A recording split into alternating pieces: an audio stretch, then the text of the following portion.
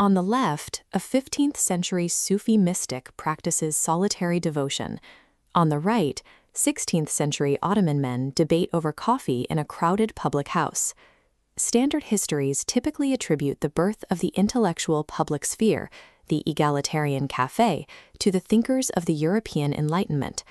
However, the coffeehouse was originally a socio-religious technology engineered within the Islamic world to facilitate a specific mode of gathering. This evolution required two specific shifts: a theological endorsement from religious mystics, and the creation of a fourth place that challenged the traditional boundaries of Ottoman social control. Tracing this trajectory from the genetic bottleneck in the mountains of Yemen to the siege of Vienna reveals the institutional lineage of the modern social world. Coffee Arabica is indigenous to the moist highland forests of southwestern Ethiopia, where the plant maintained a high degree of genetic diversity.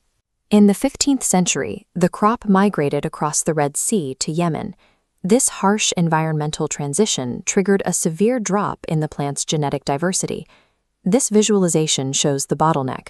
From a single surviving strand, nearly all Arabica coffee cultivated outside of Ethiopia descended. Early users did not brew coffee as a liquid. They chewed the berries as an edible stimulant or used them in medicinal decoctions. The transition to the roasted and brewed beverage was pioneered by the Shadaliya Sufi order, specifically under leaders like Ali ibn Umar al-Shadali. Looking at this focus on communal spiritual practice, we see the environment where coffee found its thirst utility. The Sufis used the stimulant to suppress the biological drive for sleep, granting them the endurance for exhaustive night-long dhikr rituals.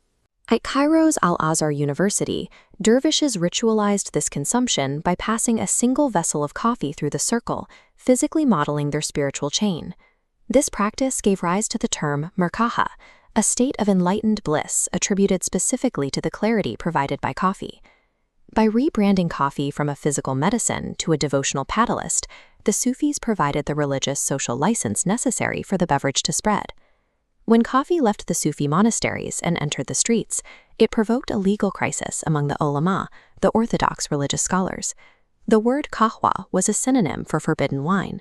Conservative judges classified coffee as a haram intoxicant that encouraged debauchery. However, Sufis countered that it aided prayer without intoxication. On their logic tree, coffee was halal, a permissible tool for devotion. Both factions pressured Ottoman governors and even medical physicians to provide a definitive ruling to end the debate. Ultimately, the lack of an explicit scriptural ban made a total prohibition legally impossible to maintain. The eventual legal consensus of permissibility removed the final theological barrier, allowing coffee to move freely into the secular urban sphere. In 1554, the first public coffee house opened in the Tahtakale district of Istanbul. This image of the dense market street shows the urban commercial landscape where this new institution flourished. Traditionally, Ottoman social interaction was strictly contained within the home, the mosque, and the workplace. The coffee house created an intersecting fourth place. Called schools of knowledge for their informal education, communal tables ignored rank. Judges and wealthy merchants now sat alongside poets and elite janissaries. Public readings meant that even the illiterate could stay informed on the news and participate in high-level intellectual discussions. This unmonitored exchange of ideas inside the coffeehouses quickly turned toward open political dissent and organized resistance against the Sultan.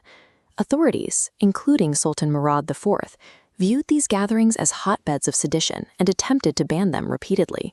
Despite these bans, the coffeehouse persisted as a lucrative industry.